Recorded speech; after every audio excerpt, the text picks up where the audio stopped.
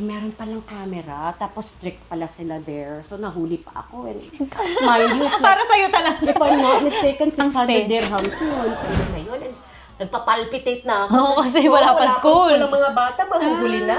Abot sa point na Huli gano'n. talaga sila. They were really late. So, parang, shucks, ano ba to? So, and then we were so shocked that we'd just be paying like 62 euros per month.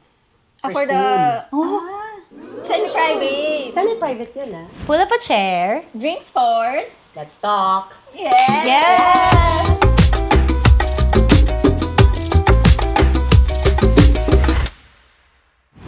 Yun na, ako na nag-asikaso. So, Courage. if I have to drive to Abu Dhabi, I remember I used to drive to Abu Dhabi.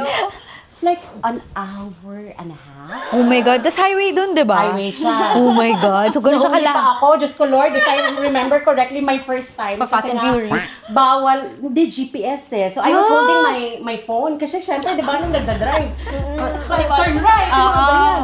Eh, meron palang camera, tapos strict pala sila there. So nahuli pa ako. And mind you, it's like, Para sa'yo talaga. if I'm not mistaken, 600 spend. dirhams yun. So that's like probably, I guess, if I'm not mistaken, 100 plus euros na babayad ko. And I was like, what the heck? Alam mo yun, yung parang, but of course, sabi ko nga, if there's you have to undergo, you know, like you have to sacrifice, di ba? No pain, no gain. Tama. Totoo. So, Agree. I had to really, if I have to say it, sacrifice a bit and drive once a week. Tapos pagdating ko doon, kailangan pa to. May And I was kulang pa. like, oh my God. And I would like, sasabihin ko sa guard. Pero in fairness, ang bait ng guard doon. To sasabihin niya, parang he informed me na, no, wag ka nang kumuha ng parang appointment, sita. Sita na siya. Spanish na siya. So, wag ka nang kumuha ng appointment. Ako na bahala sa'yo. Parang, syempre, siguro, namumukhaan na ako, no? Parang lagi nandito to ah. Oo. Ay, initially, Oo. akala niya pa nga, yung visa na ina-applyan namin ay student visa. So, sabi ko pa, Yes! naman na, ay, look young, Compliment. diba? Pero sabi niya, wala namang age limit dun eh. Parang, okay. Sorry ah. Ano ibig mo sabihin? Diba? Parang, feel ko na sana. Oo nga. Tapos sinabi pang walang Binabi age pa ni limit, Kuya. diba? So, anyway, so yun, it was, I think it was really for us. And looking back, I think, well, initially when we came here, it was a major adjustment. I'd have to say, one, finding an apartment was freaking difficult. Yes. Sobrang hirap. Yeah, and when we moved here, July, Diba? Pabakasyon na. So, pabakasyon, oo. So, parang, ko hihimatayin na ako. And then, well, the company gave us, parang temp housing for a month. In Gotico pa. Yung sa Jaume.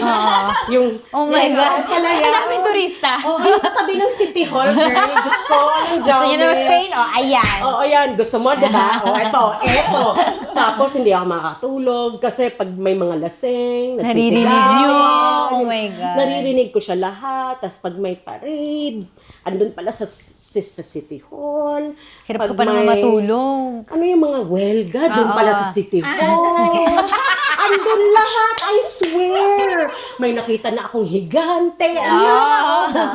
But I was so amazed na parang, wait, parang Pilipinas. Diba? I felt na, when I arrived, parang easy transition for me because it felt Same like na same. home. Oo. But for the kids, it felt different. Oo. Kasi, well, they grew up in Dubai eh.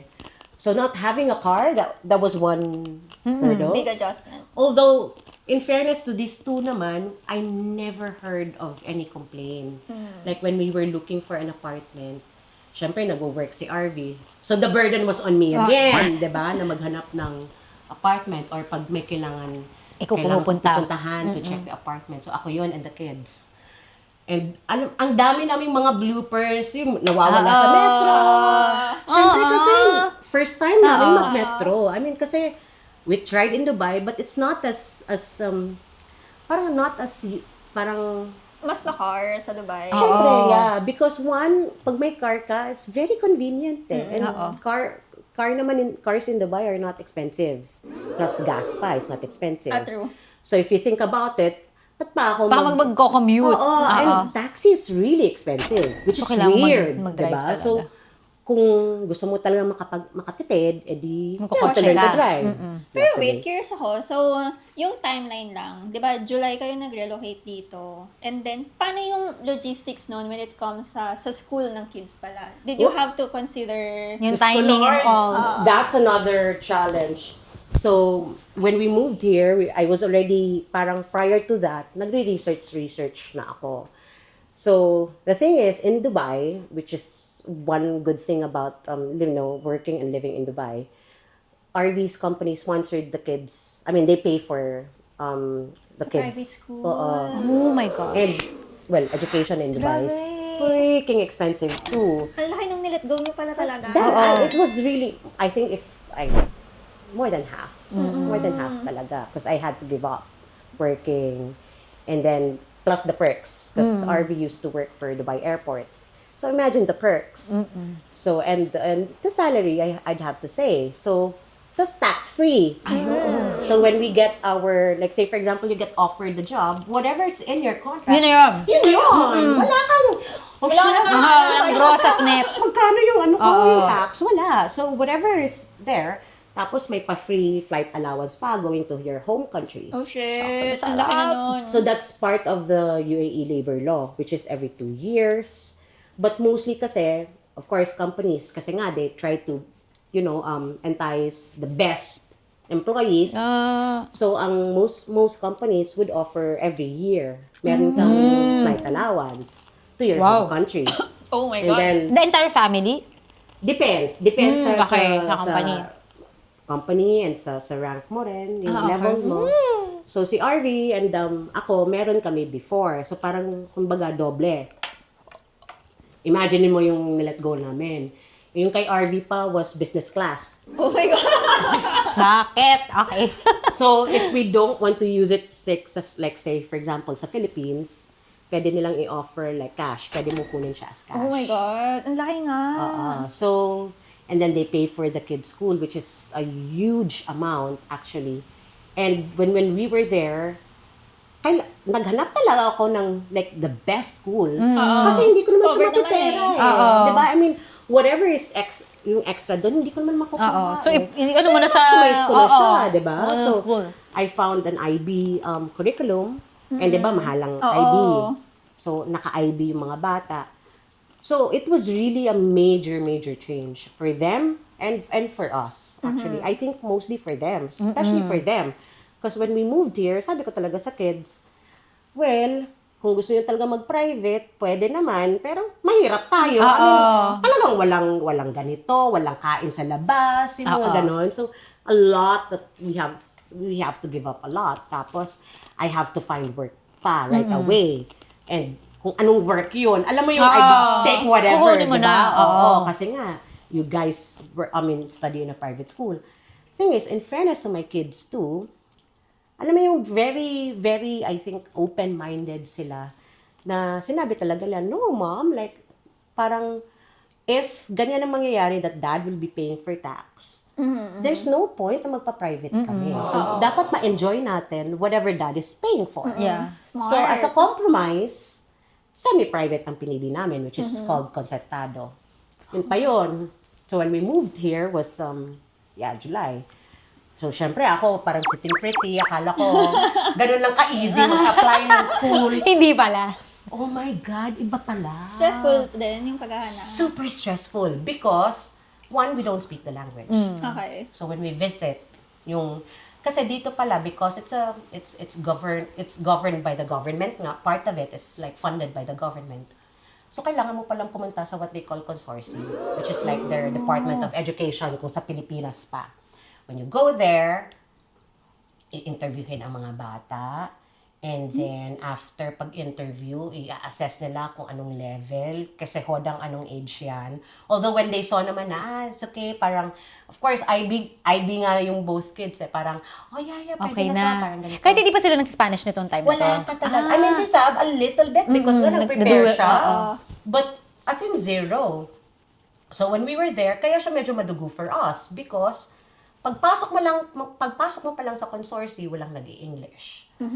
And then parang I try to, explain parang nagtitinginin lang sila. I don't think they're mean, yeah? I mean, I think talagang wala lang nag-i-English, alam mo yun? And then I said na parang, can somebody help? Because, you know, we just came, we just arrived, ganyan. So parang, at least there was one guy there na parang Kahit nagtatry paano. siya. So, siya yung nagsabi sa akin na itong gawin mo, ganyan.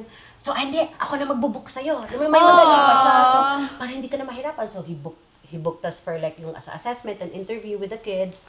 And then, after, sinabihan kami na, okay, you list all the schools, ganun pala yon. You have to list all the schools na gusto nyong papasukan ng mga bata. Kayo mamimili. Oo, there are 10, I think, if I'm not mistaken, 10 yon. You have to list 10 schools. So, sinong mauunang may school na mag-a-accept, then doon napapasok yung mga bata. So, initially, syempre, marami kaming, So, initially, I think the first school na tumanggap sa mga bata was in Saria. Ang layo. Pang mga syala na naman. Tapos, syempre, dito kami nakatira sa Monumental, Oo, diba? so ang layo. So, when I was so happy na parang, okay, pwede na. Alam mo yun, May school na. late na rin ang mga bata eh. Kasi September magsa-start ang, mga end of September na yun. And nagpapalpitate na ako. Oo, kasi wala pa school. Wala mga bata, mahuhuli na. What's the point na Huli gano'n? talaga sila. They were really late. So parang, shucks, ano ba to? So, parang tuwang-tuwa na ako. When we went there naman, sabi ko naman kay RV, the moment na we came back, sabi ko, I really feel bad if doon mag-aaral yung mga bata. Ang layo. Layo, oo. As in, pag metro, parang, Mag-FGC ka pa. oo, parang, if I'm not mistaken, mag-L1, tas L7. L7, Oo, oo. L7. Bakit pa? Tapos lakad pa from L7. Tapos pag ganun Uphill pa pa. yung girl. So parang, sabi niya, okay, how layo is it? So parang sabi ko, ano siya, actually, mga 1 hour. Tagal. Kawawa yung mga bata. Oo. Tapos if ever magsa-start yung school ng 8, so ano yun, gising na sila ng 5:30. Alis sila ng 7. 7. Yung 7, sobrang alanganin pa. Sobrang alanganin na yun kasi ang daming tao, apparently din. So, di ba, parang, sabi ko kay Ari, you know what, I don't know. I really like the school. It was so beautiful. It was perfect. Just Catholic school. Alam mo yun, galing kami from, in a Muslim country. So, and then in the Philippines, I studied in a Catholic school. So, my dream was always to put my kids in a Catholic school. So, parang Catholic school siya. So, meron ako ng ganun. And I told her, it really reminds me of my school. I'm so happy. But then the travel, parang, man, I don't think Hindi kaya. Bugbog yung mga bata. Yeah. So, sabi ko kay Arvin, no way. So, sabi ko, paano to? And then, itong si Arvin naman, in fairness, may sabi niya, you know what? I'll hire somebody who could, would go with you to consorti, who speaks the language. So, meron kaming translator. So, paano siyang mediator. And she also actually did everything, like, yung sakat salute, siya na lahat ang nag-asikaso noon, pati yung pag-transfer from the previous parang tenant ng apartment to our name. Parang ganun, yung sa mga utilities. So, siya lahat.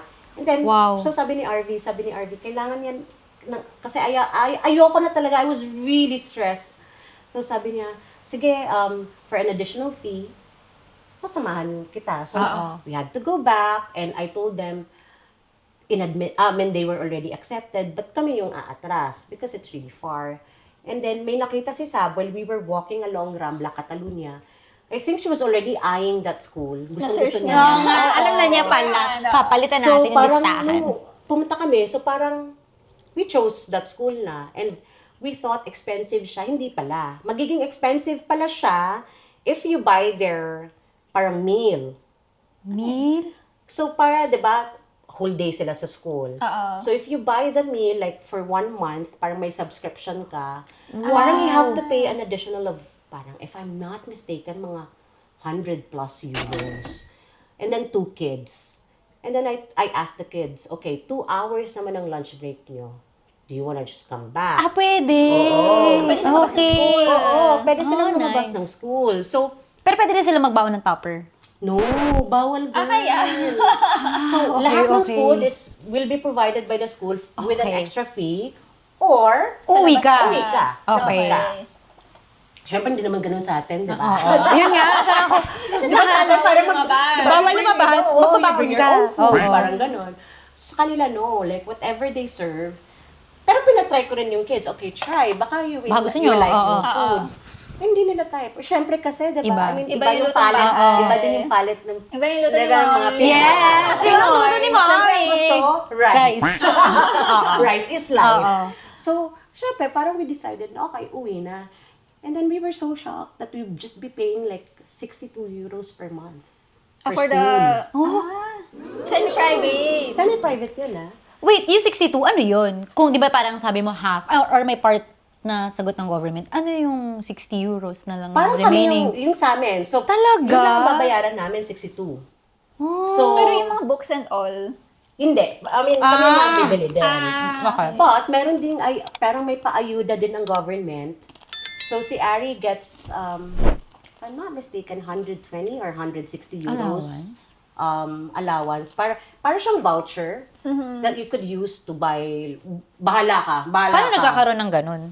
Parang, kasi makikita naman sa registration, di ba, pag naka-register yung anak mo in that, let's say, in a concertado. Ano lang siya, yung ayuda is only for public and concertado. okay. So, matatanggap mo na lang sa mailbox mo na mayroong ayuda. May ganun. And you don't need to be a citizen to be able to get No. that as soon as may residency ka na sa Spain. And even if, I heard nga ha, based on yung mga stories ng mga bata, may mga friends sila na hindi legal residents. I don't know how, pero Enroll nakapag-aral sila. sila. Oo. Yeah, nakapag-aral sila. And they get the ayuda too. So, not necessarily. So, I think pag naka-register ka Basta lang, naka-empadrot Oo, ka. okay na. oo. So, makukuha mo siya. And unfortunately, hindi na namin makukuha. Kasi, Ari's not going to be in ESO anymore. So, parang yun yung middle school here. So, mag-graduate na siya. He's moving to Bachillerato, which is like yung parang pre-university years Okay, nila here. Bachillerato. Just about Okay. 2 years. So, masa-stop na yung ano. Hanggang ayuda. ESO lang to? Oo, hanggang ESO lang Okay. siya. Okay. So, hanggang infantile to ESO. ESO is primary school. High school. No, high school. High school. Parang middle school. Okay. So, parang yung bachelorate sa atin is senior high. Okay. Ano yung bachelorette? Yung parang bachelorate is, kailangan alam mo na what course you want to take So, sa parang mga college STEM, or sa uni. ganon. Parang yung binago sa atin. K-12. Oo. Di ba K-12 na Okay. sa atin? So, kailangan yung pipiliin niyang school kasi may mga specific Related na bachelorate, dapat. Related na. So, for example, Okay. say my son wants to take economics. So, sa bachelorate niya, social sciences.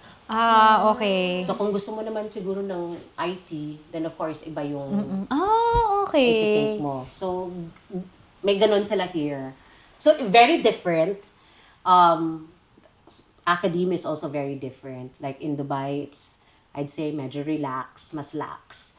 Kasi they start at 8, they finish at 2 in the afternoon. So mas intense dito in I would in say, Spain. academically, it is mas intense. Kahit na IB yung nasa Dubai. Oo. Malayo pa rin yung Malayo. I think kasi ang IB is holistic yung approach nila, which I really like kasi hindi siya based on academics.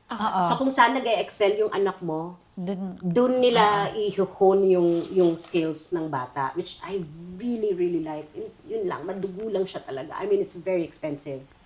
So, when we moved here, we had to adopt to their current academe or their current curriculum. I'm sorry. So, their current curriculum.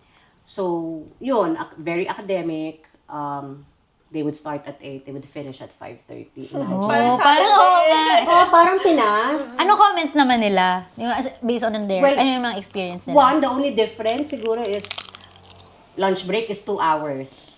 So, 1:30 to 3:30 ang lunch break. That's a good thing, di ba? Good thing siya. May siesta. Yeah, so may siesta. And I swear, you cannot talk to the teacher. Nothing. Hindi talaga sila sasagot. Alam mo yun? Tapos kahit parang sarado ang As in, tindahan. oo, pati school. As in, hindi. Wala kang makakausap. So, from 1:30 to 3:30. And then, they go back 3:30 to 5:30. Good thing about it is because, well, in fairness to, Filipinos, magaling mag-English, ang nakita nila na they grew up na, English talaga yung parang, kumbaga, native language, even in Dubai. So, parang they skipped what they call Cambridge English, which is an additional fee of, if I'm not mistaken, 50 euros. Kaya siya naging 62 lang sa amin. Dahil doon, Kasi wala na sila nun. hindi na Pero sila ang laki nagki-Cambridge. din. Oo. So, half day on Wednesdays and half day on Fridays. Kasi yun yung hindi sila Cambridge class. nagki-Cambridge. Okay. Yeah. Oh. So, may mga ganon din. So, but in general, I'd say my kids for the first few months, medyo mahirap Hirapan sila. because of the language. They are taught in Catalan, not even Ang Spanish. God! Yeah, so they are So taught in Catalan. they were approved to go to the school kahit na wala pa yung language. Yeah. And they needed to adapt. Yeah. Wow.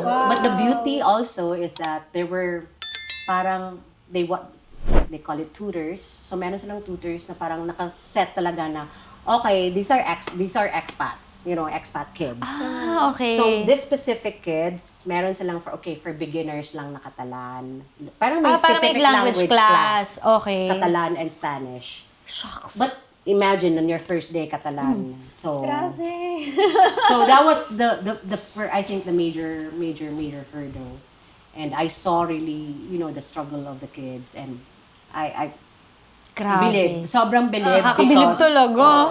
Wow. they were able to adopt right away. In fact, kasi si Sab, when we arrived, ESO 4. Ah, parang fourth Sa year. fourth year. Okay. High school So yun, no? mag-graduate na siya Oo. para mag-bachelorato.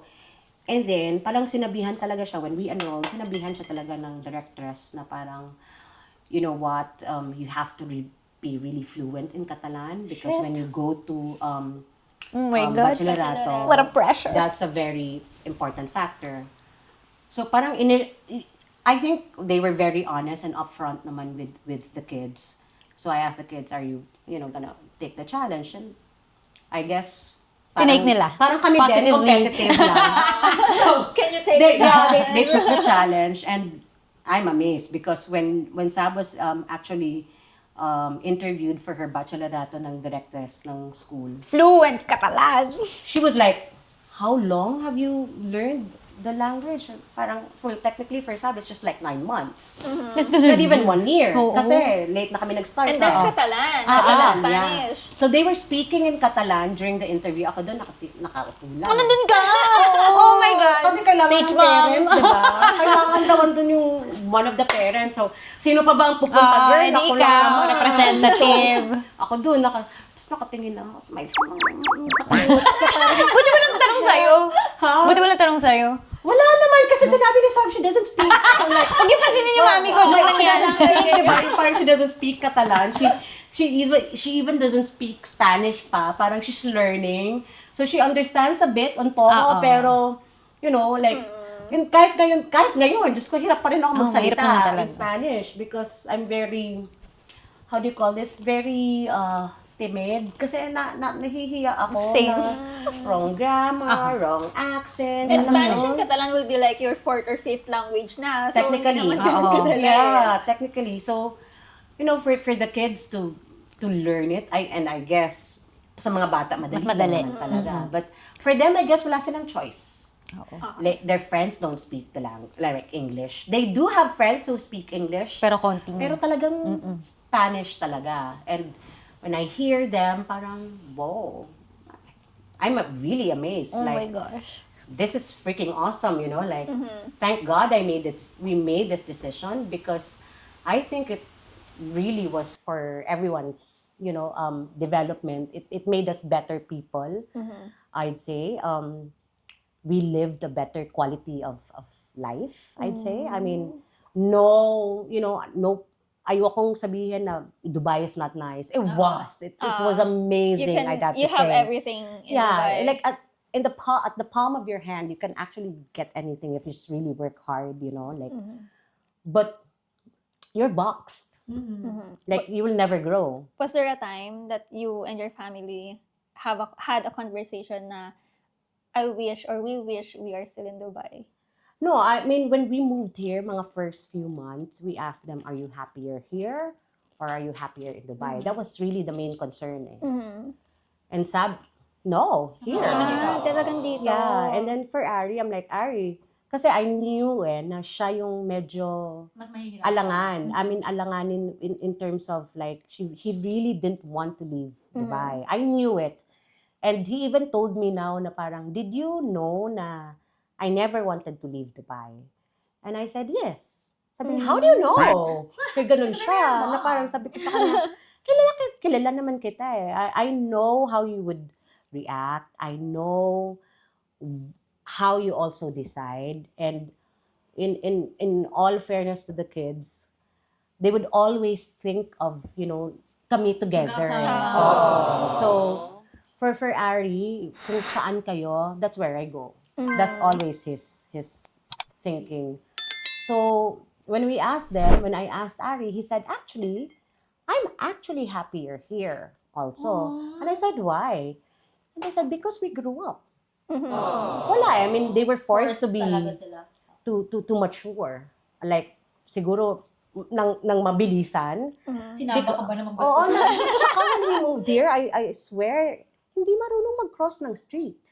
Kasi nga nagka-car naman kayo. Yeah, I mean, they were hatid really sundo. pampered, di ba? Like, parang, buhay, kumbaga, prince and princess, if you think about it. But not in that, but because hatid sundo, kung ano naman sa school, may school bus. Oo. Kasi I availed the school bus. Kasi nga, I wanted to maximize the The benefit. benefit. So, okay, saan pa ba pwede ipunta? Di ba? Parang, Medyo may sobra ka. okay, school bus, para hindi na ako maghahatid sundo, di ba? Parang, okay, para chill na ako.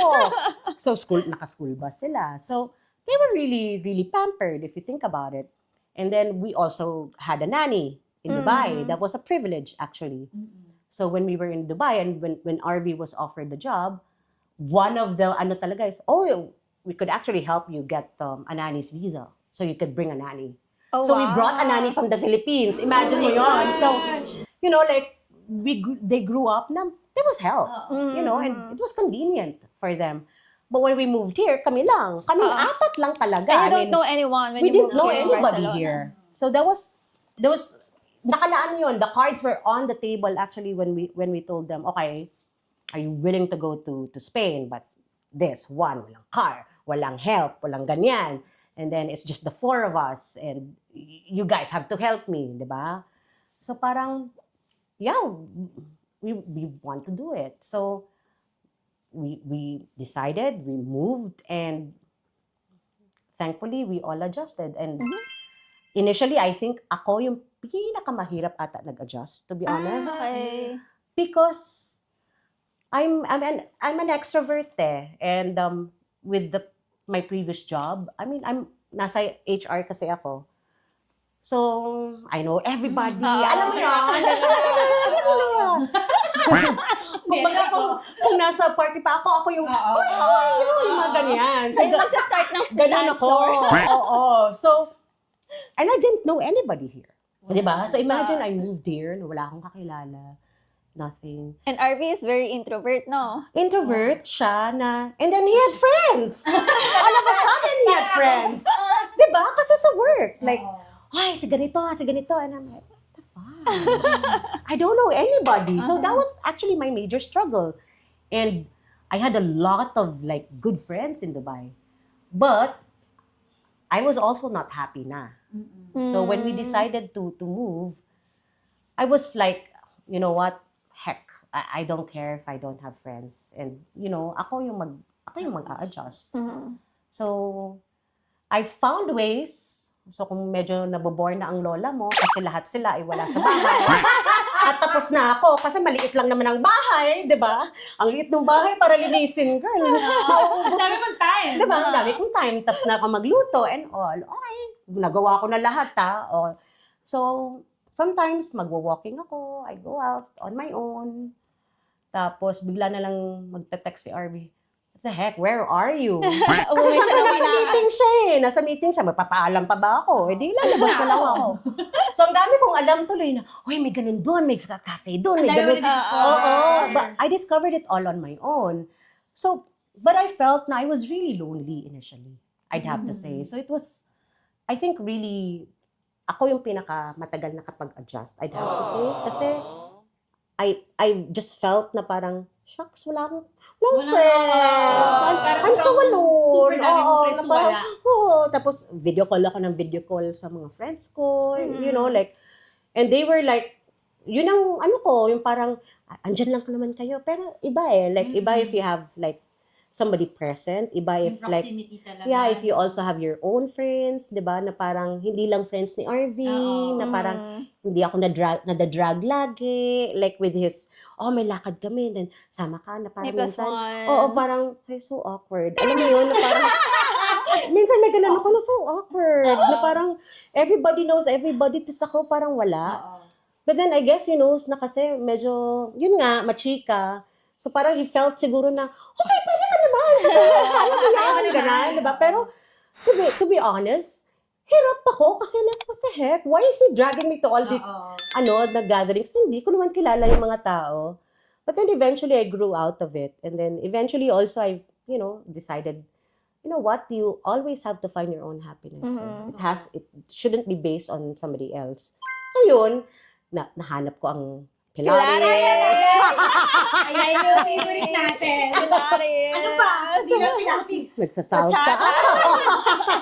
Nagre-reggaeton. Nagre-reggaeton, nagsasalsa, nagbabatsa. My God, kung ano, nagwe-weightlifting, nagki-kick the bar, kung ano-ano na lang. Because, at the end of the day, sabi ko nga, I'm not also getting any younger. And lumalabas na lahat ng sakit. So, yun, I had to find my own, kumbaga, how will I develop? Like, not just in terms of my career.